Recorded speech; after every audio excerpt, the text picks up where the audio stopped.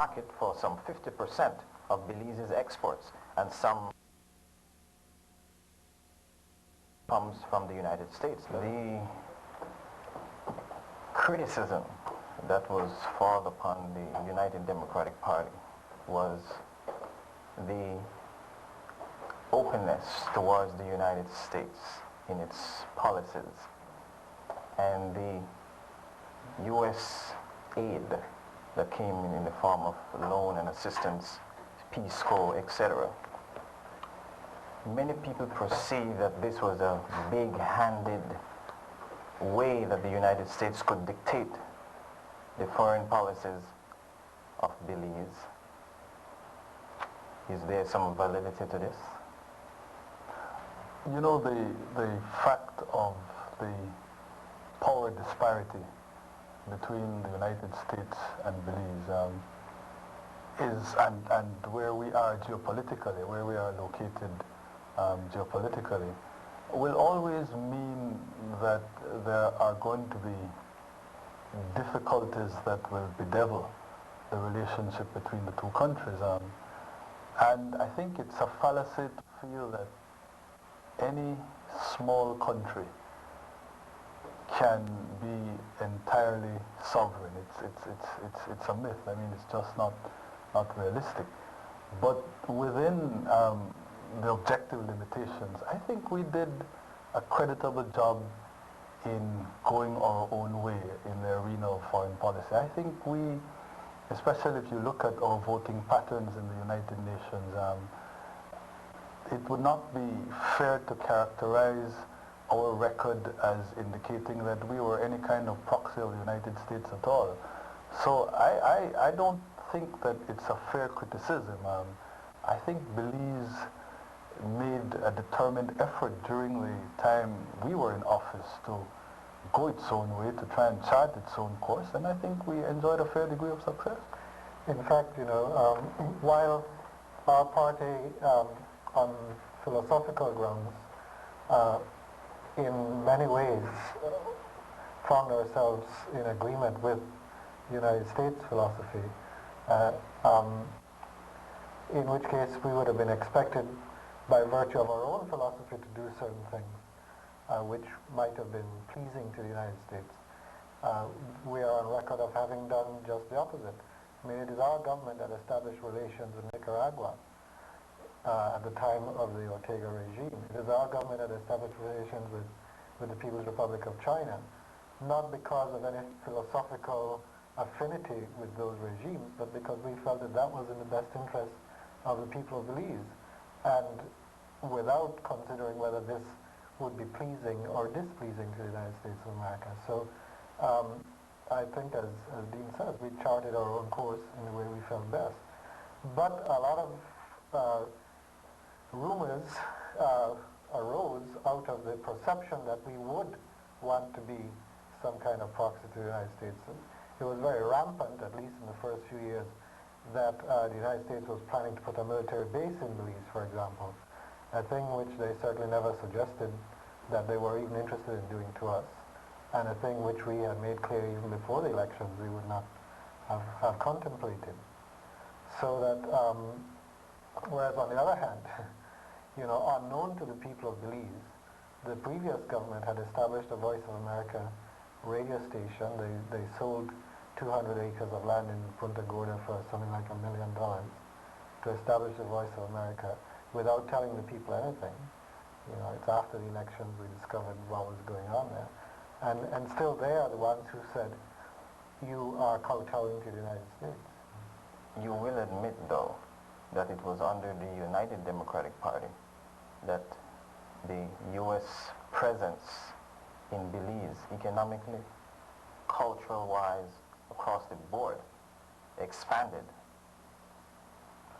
Well, culturally, that is simply a coincidence of history, because we were elected at the time when television was just becoming a commonplace in Belize. So that, I think, television more than anything else would account for the cultural presence. With regard to the economic presence, yes, and that is because our philosophy was and is that we wanted to attract investment into our economy, The United States being a huge economy, very much at our doorstep, it is natural that you would have seen some investment coming from there. But again, we adopted a very definite policy of not limiting our economic investment program to the United States. We tried to attract investment from Mexico, from the Far East, from the CARICOM countries, in order to achieve a balance.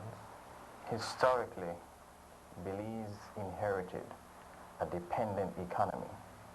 The philosophy of the UDP was free enterprise, and you mentioned just a while ago on importation of manufacturing companies in Belize to boost the economy.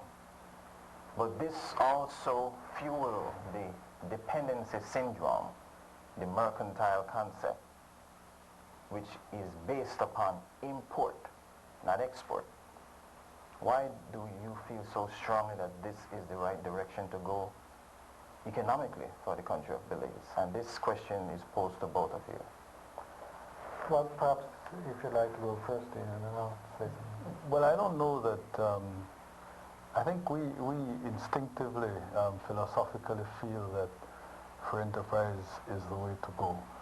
But I also would contend that there's not much of a choice for countries in the circumstances in which Belize finds itself, where capital is scarce.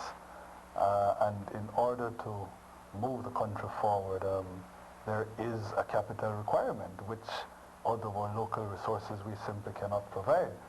So that there's not much of a choice. The capital has got to come from someplace.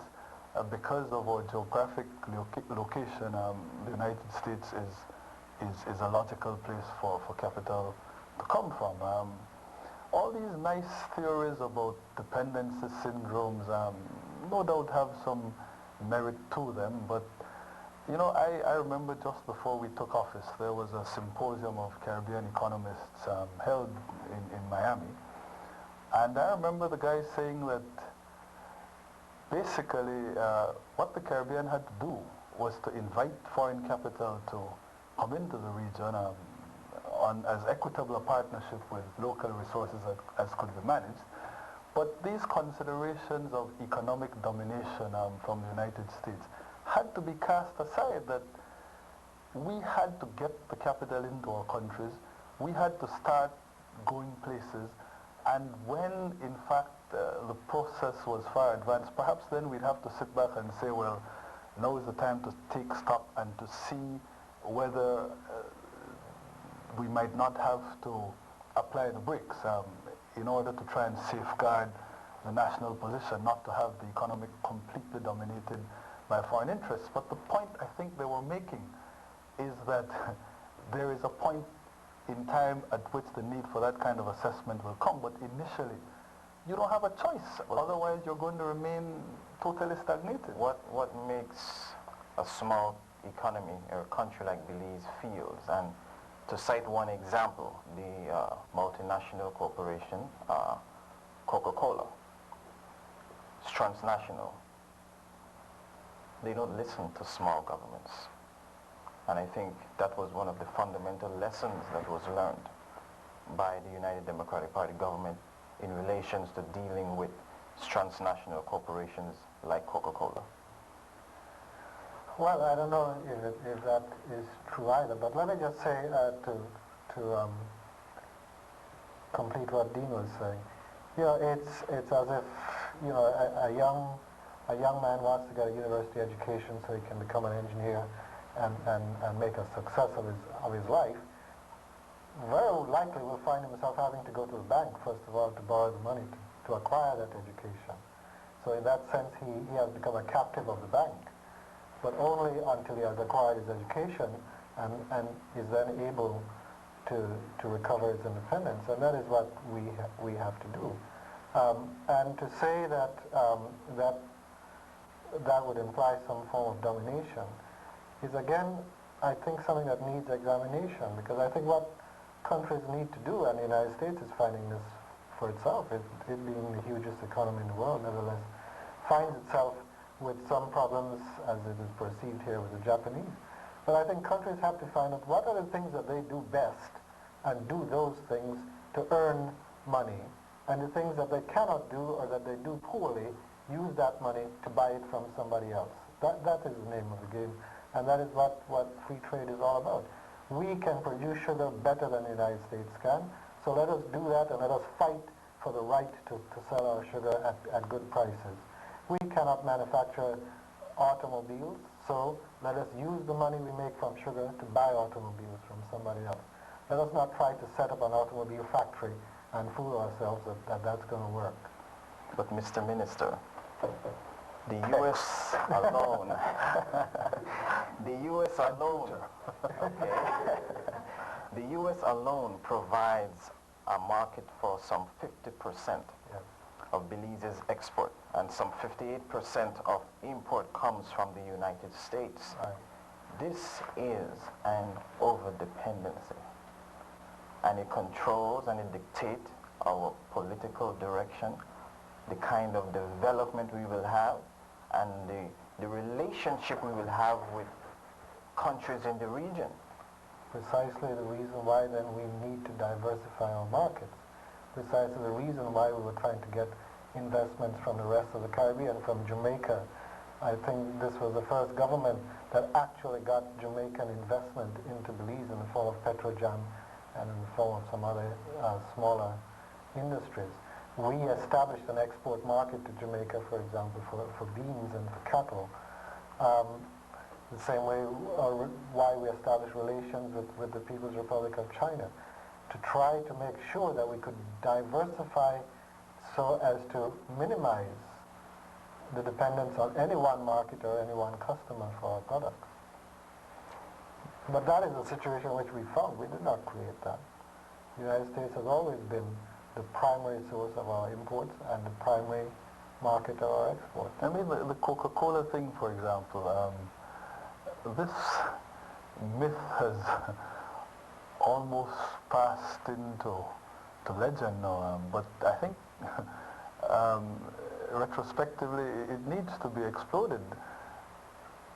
We have to remember that how Coca-Cola got into Belize was that these lands that were privately owned by the Belize Estate Company, which at the time was controlled by Barry Bowen, were going to be forfeited or going to become the subject of a default judgment because of some monies owed by BEC to some Panamanian banks. And under a court order in Belize, the Panamanian banks were going to be able to seize control of all this land. Now, what Bowen did was to negotiate, in order to get himself off the hot seat, a private sale to Coca-Cola interests. It certainly seems to me that that was preferable. Whether I agree that, again, there would have been the disequilibria accompanying a relationship between a transnational company such as Coca-Cola with a small country like Belize. But certainly it was preferable to have Coca-Cola, who at least was interested in some form of development, owning the lands, to Panamanian banks that were just going to speculate with the land. There's a degree to which governments in democracies such as ours are powerless when you're talking about privately held property. You're talking about 700,000 acres of land. What was the government to do? There was no way we could have acquired the land from BC, because financially we simply would not have had the money to pay for all that land.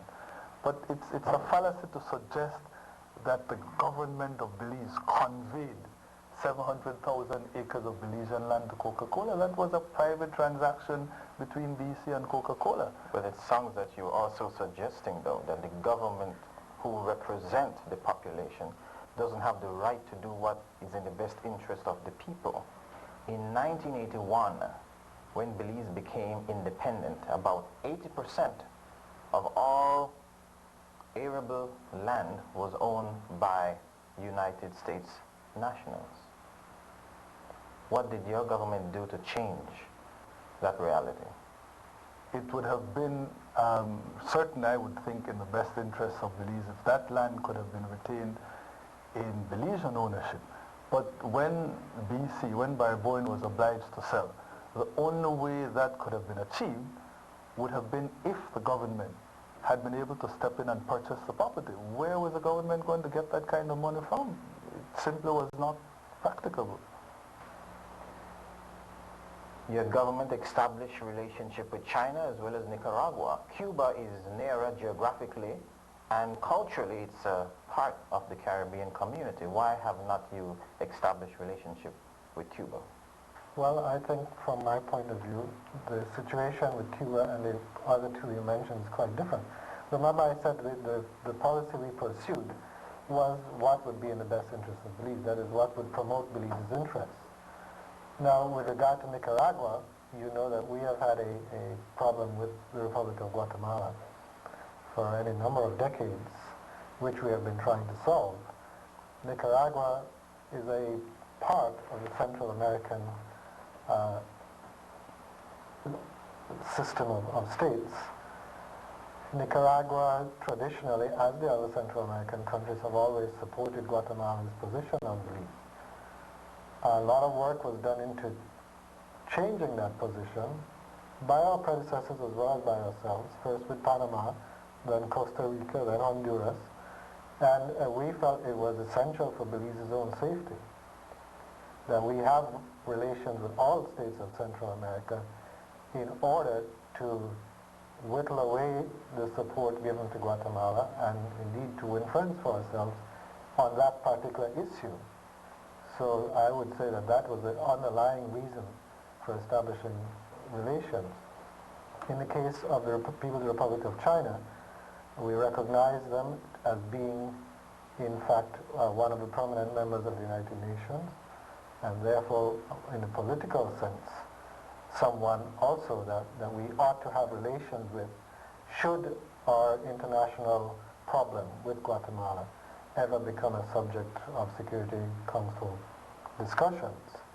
Now, none of those considerations would apply to Cuba, and Cuba, in fact, is not a member of the English-speaking Caribbean community in the formal sense, in the sense of CARICOM. But Mr. Minister, Cuba was the first Latin American nation to vote or support Belize's independence in the United Nations. If I may, though, I think there was certainly one dramatic negative in respect of any possibility of establishing relations with Cuba, and I think the party leader will confirm that the Ministry of Foreign Affairs at one stage actually put forward a position paper to Cabinet discussing this whole issue, the question of whether we ought to have formal diplomatic relations with Cuba.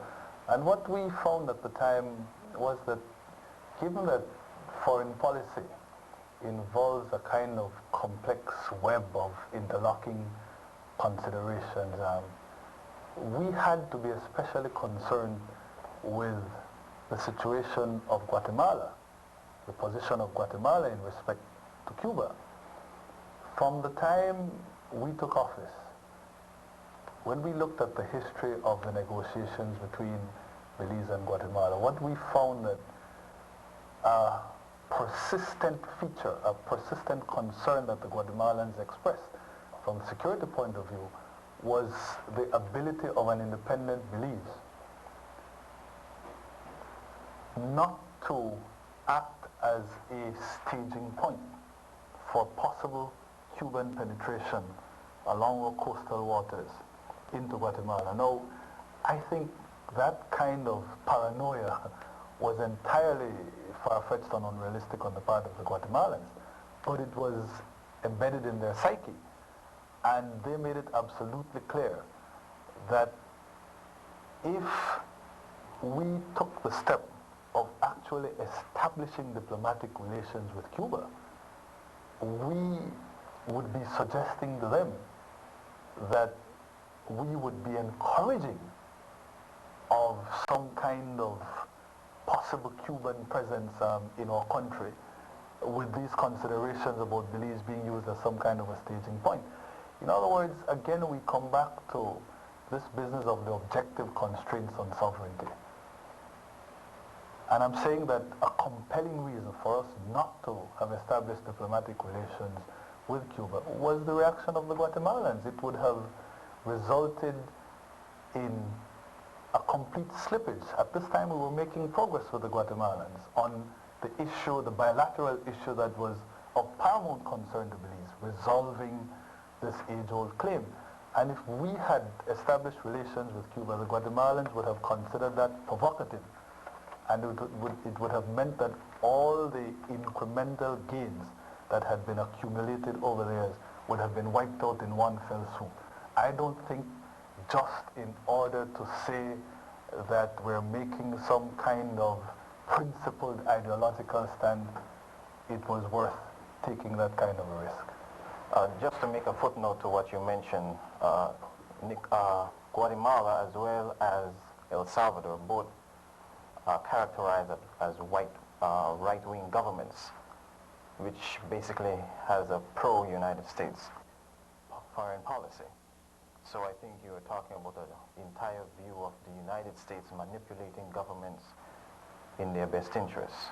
When you speak of Guatemala having such a fear, Guatemala has one of the worst human rights record in the region. Oh yeah, no, we don't doubt that. But but apart from Guatemala's relationship with the United States, precisely because of the nature of the Guatemalan polity and the nature of the Guatemalan ruling classes, but you made excessive fear of Cuba. You made inference to the fact that it's the Guatemalans, and what I was saying was it's really the foreign domination or foreign policy or foreign interests of the United States actually speaking in the name of Guatemala or in the name of El Salvador.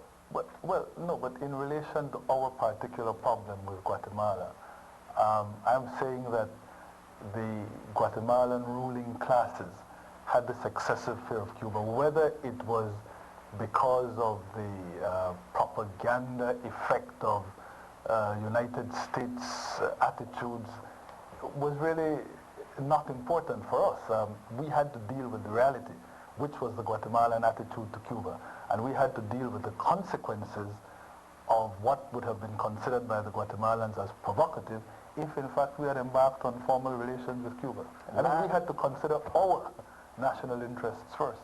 Lastly, on that note, and we will move on, is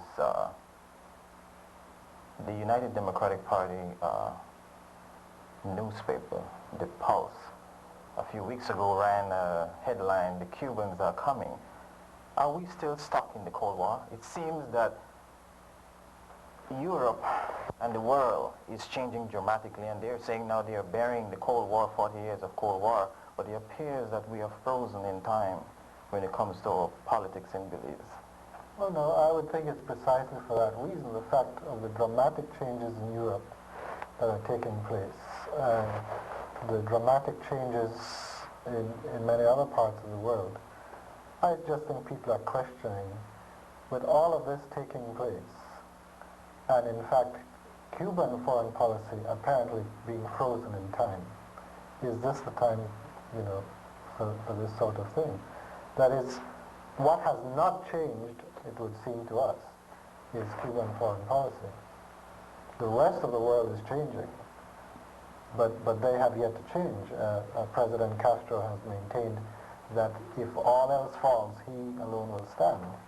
So it just seems to us as it is an odd moment in history then for this to be happening. Also, Tuno, if you look at the editorial line that we took on this question of the Cuban medical personnel coming into Belize, you'll see that we made the point that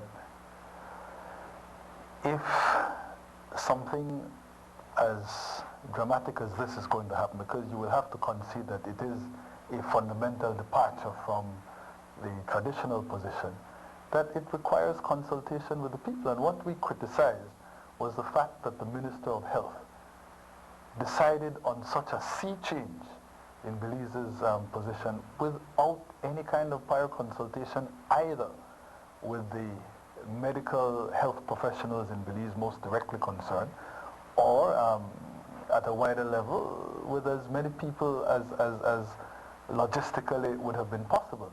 And we quarreled with the fact that there appeared from our soundings to be a degree of resentment among our local professionals at what they considered the preferential treatment that the Cubans would be getting.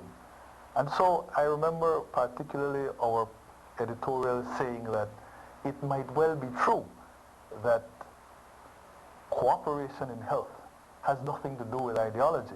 It might well be true that the Cubans have made dramatic strides in healthcare, and it might well be true that therefore a relationship with Cuba in this particular field might redound to the benefit of Belize. But let us have the issues properly discussed. Let us have these issues ventilated. Let not a government be making a move like this, which is liable to be entirely misunderstood, without there being an adequate process of consultation. We did not say that, look, we see this thing with blinkers on. These people are coming from Cuba, and that's a no-no period. No, our position was far more complex than that. The subject of race in the Belizean political scene, no politician wants to address that issue. What is the impact of race in the political process in Belize? It is a factor that always needs to be considered and one needs to be aware of at all times. But I do not think it is a dominating factor at all. I think if you look at the political makeup of the country, geographically there is some separations of the races simply for historical reasons. That is, people of mestizo origin first settled from Mexico into the north. People of Garifuna origin first settled in the south. And then the people who we term Creoles first settled in the central region of the country. Hence, an original geographical separation, which is gradually decreasing as transportation and mobility increases. But to say that therefore there is a racial undercurrent to the politics, I don't think it would be accurate. I mean, it simply means that, you know, if one party happens to win the majority of its seats from the north, then the majority of its members will be mestizo. If it happens to win the majority of its seats in the south, then there will be, you know, either Creole or Garifuna. Do you believe it has a direct impact on the selection of candidates in the political parties?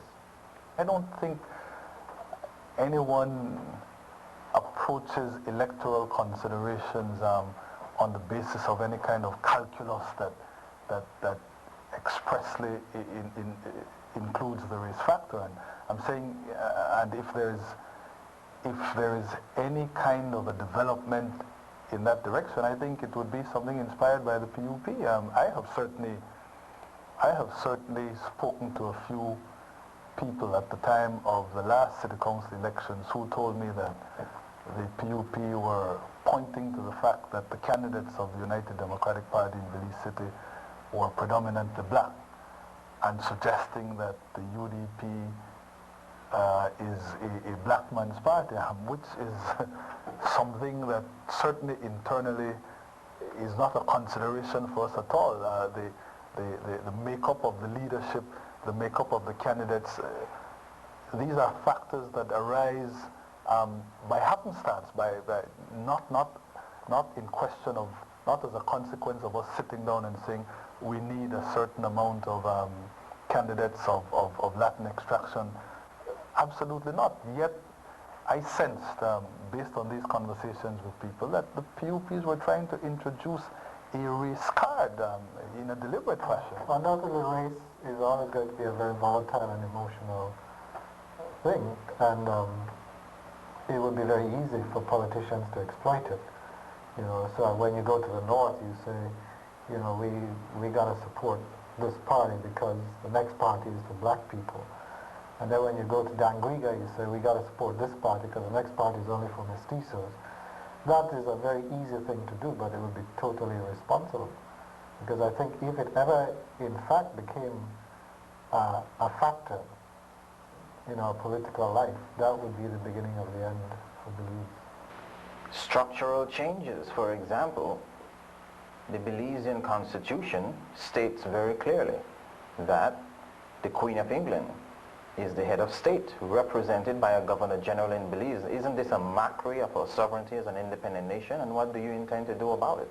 I think that the principal reason really originally was to give some sense of confidence in the democracy that was being established in 1981. But now that that is almost 10 years behind us, I really doubt if anybody considers it of much consequence. You know, who is the theoretical head of state? What is important is who is the government. And, you know, Belize belongs to the Commonwealth of Nations. There are 49 member states. And of those 49, just guessing, but I would say probably 35 of them have the Queen as head of state. And it doesn't bother anybody because it's of so little consequence. I agree with the party leader that it's not an issue. My personal predilection would be for a presidential system insofar as the head of state, as opposed to the head of government, would be a president rather than a governor general representing the Queen. I think that in terms of an effort to build nationalism and create an indigenous culture, symbolism is important, and I would agree that somewhere down the road we ought to exchange the Queen as head of state for a homegrown president. But I think there is one very practical consideration that militates against doing that now, and that is the fact that there are still British troops in Belize assisting with our security. I don't think it would be a very politic move to start talking about dumping the Queen as head of state, when in fact you are making use of a British troop presence to assist with your security. So I think that's one reason why any move in the direction of a republic would have to be postponed. Domestic concerns. There was a recent survey done examining the impact of cocaine use in our society as well as violent crimes. What is the platform that your government is pursuing or preparing to introduce as an alternative to curb this destructive direction that we are now heading? Well, undoubtedly it is possibly the most important problem facing Belize today. And I think what has happened is nobody, both in politics or in the economy of the country, in business, whatever, has really paid enough attention to the rate at which our population is growing. You know, we tend to feel that the population is somehow static, and if we had, 30,000 18-year-olds 10 years ago, we probably have 30,000 18-year-olds today, which is not at all the truth. You know, if we had 30,000 10 years ago, today we have 60,000. And so the problem is growing as the numbers grow. It is a problem which cannot be solved overnight.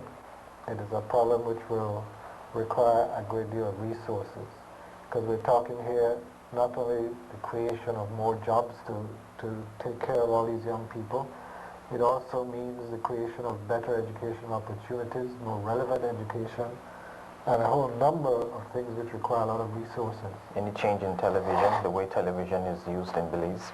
Well, that would certainly be part of the educational process. Mr. Barrow, the same question. No, I would agree with the party leader entirely. It's the difficulties are almost impossible to overcome, but I certainly think that a far more systematic approach has got to be taken to the entire problem.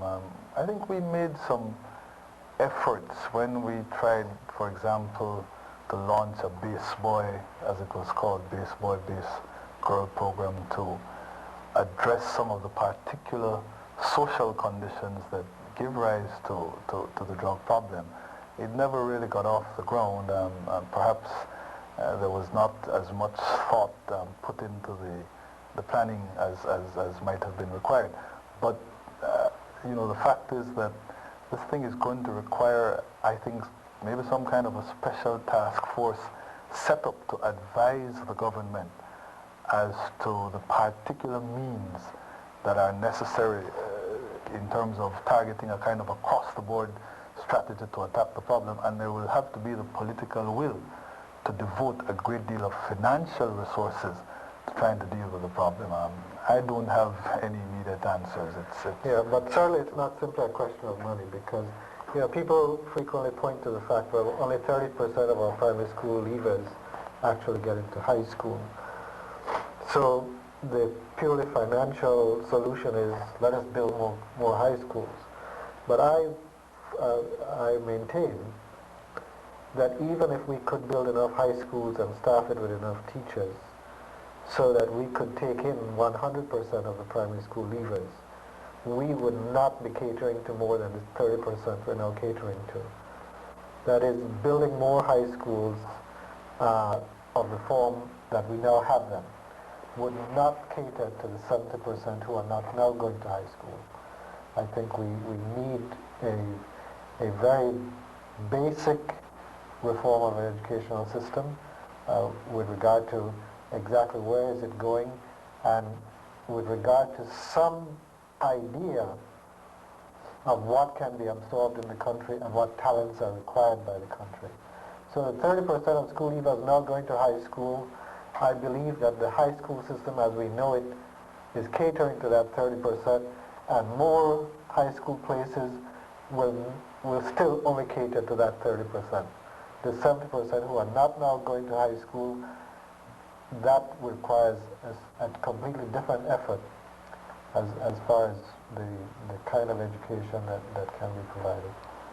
In summary here, but I must insist on an answer on this question. What kind of platform would you introduce in controlling television in Belize? Television is the most powerful medium in the 21st century, in the 20th century, and it will be in the 21st century.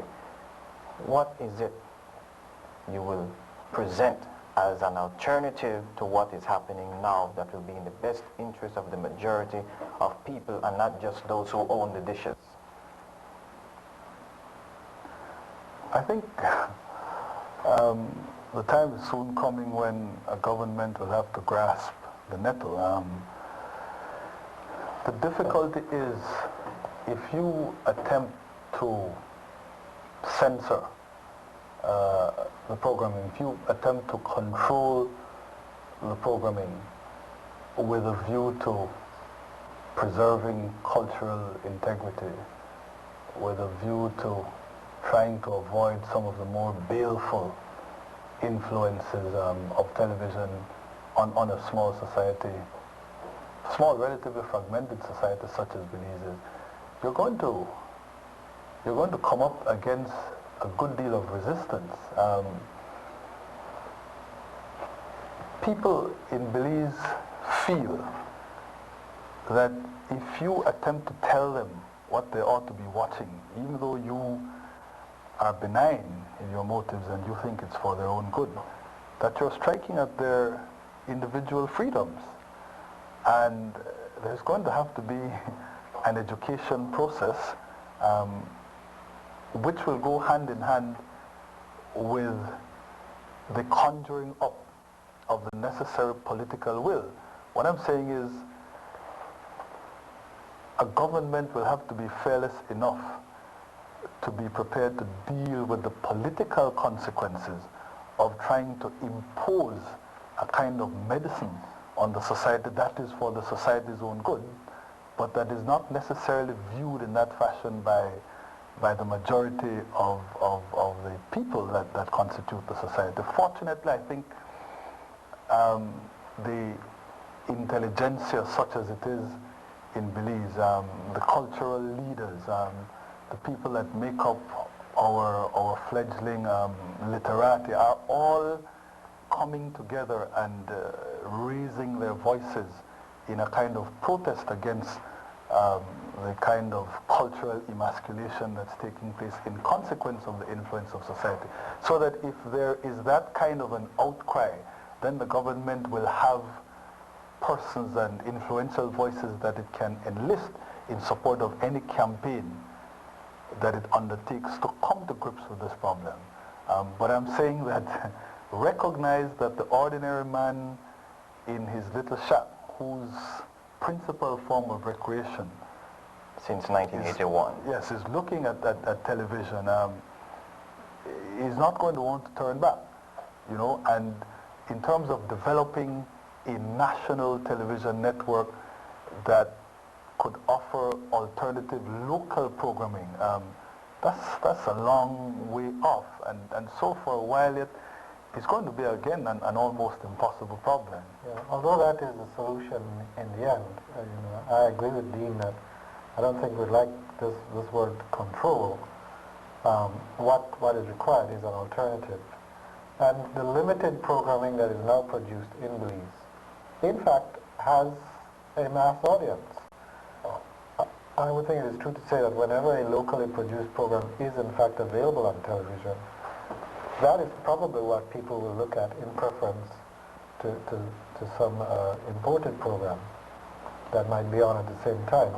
So that is the solution in the end, for Belize to reach a point where it is producing enough of its own to offer the alternative, and I think the Belizean audience will in fact choose that alternative.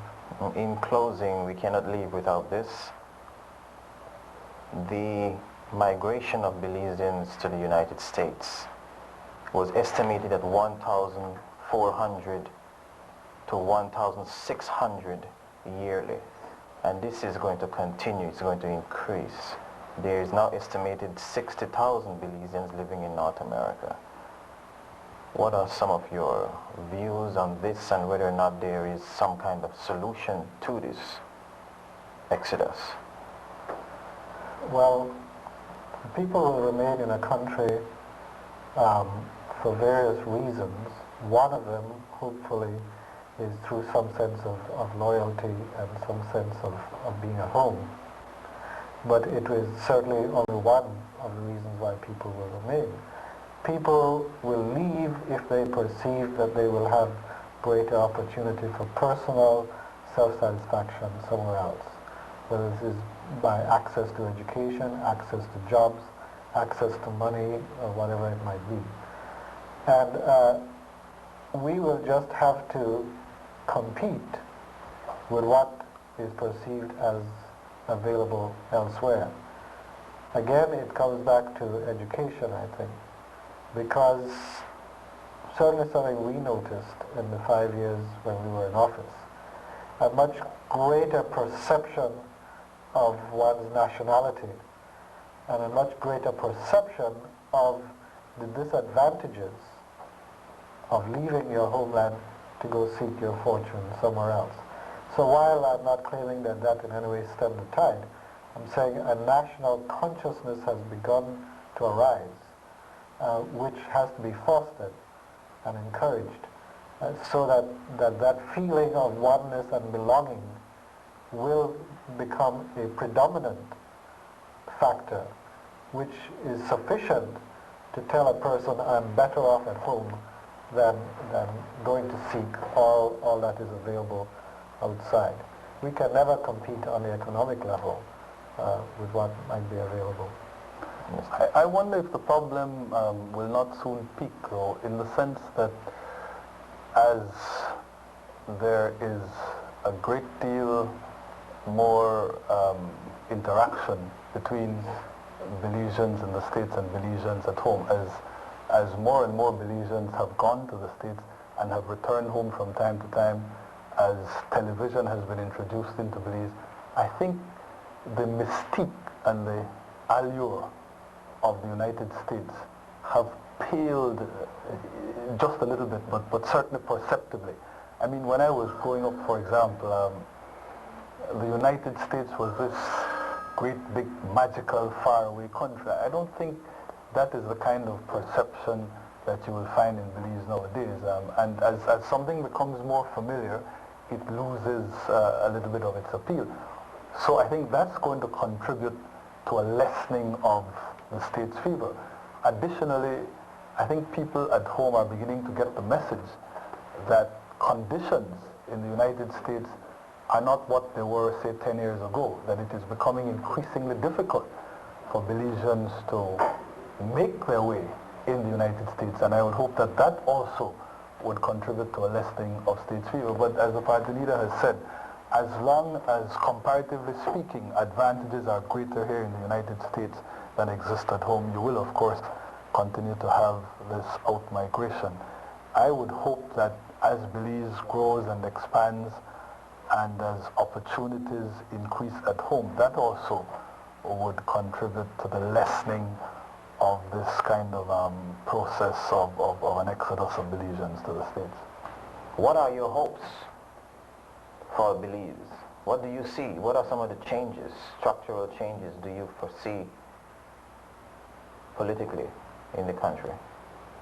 It is our hope and intention that we will continue to maintain the democratic system which exists in Belize. We'll continue to fight to maintain the peace and the stability of our country so that it will remain the kind of haven, as our anthem says, in Central America, and that we will continue to see the kind of progress which we started. As from a political point of view, it is our intention to continue in the struggle and to do what it takes to become the next government of Belize, because we feel that we were a better government than the present government, and that in fact what we have to offer Belize and Belizeans will be for their benefit and for the benefit of generations to come. To the wider audience, we always like to extend our hospitality and invite people to get to know us, know more about us, whether simply by meeting with Belizeans who might be living here in Los Angeles, or by actually visiting us, and to let them know that while we are in Central America, we prefer to say we are a Western Caribbean country, which is proud of its traditions and proud of its peace and its democracy, and we invite them to come and take a look. The hopes that you have personally as an individual for the country of Belize? Let me just associate myself with the way the party leader has summed up things. I think that very neatly illustrates my own, captures my own feelings. I'd just like to thank you for having us on this program, and to say that we in the United Democratic Party continue to regard the Belizeans in Los Angeles as certainly the core of our partisan support in the United States. This is the base that has offered us the most encouragement over the years, and this is the place to which we will continue to return for succor and for a renewal of the juices, so to speak. Again, I want to say, along with the party leader, that we are convinced, without getting into any kind of strident partisan rhetoric, that we certainly did a far better job in our term of government than any of the previous PUP governments had done, and certainly than the present PUP government is doing. We're confident that we're going to be returned at the time of the next general elections. We've learned that during our time there we did make some mistakes. I think we've matured, and we're certainly prepared to concede that we need to do more in terms of our public relations. We need to do more in terms of involving diverse points of view, so that we might emerge with, in the end, the kind of policies that can attract as wide a cross-section of our people as is practicable. So it's been a learning process for us, and I think that we're going to be even better prepared when we return to power on the next occasion to move Belize forward. And we thank you, the former Prime Minister of the country of Belize, the Honorable Manuel Esquivel, as well as the former Foreign Minister, the Honorable Dean Barrow. And this has been the Belize Caribbean Pulse.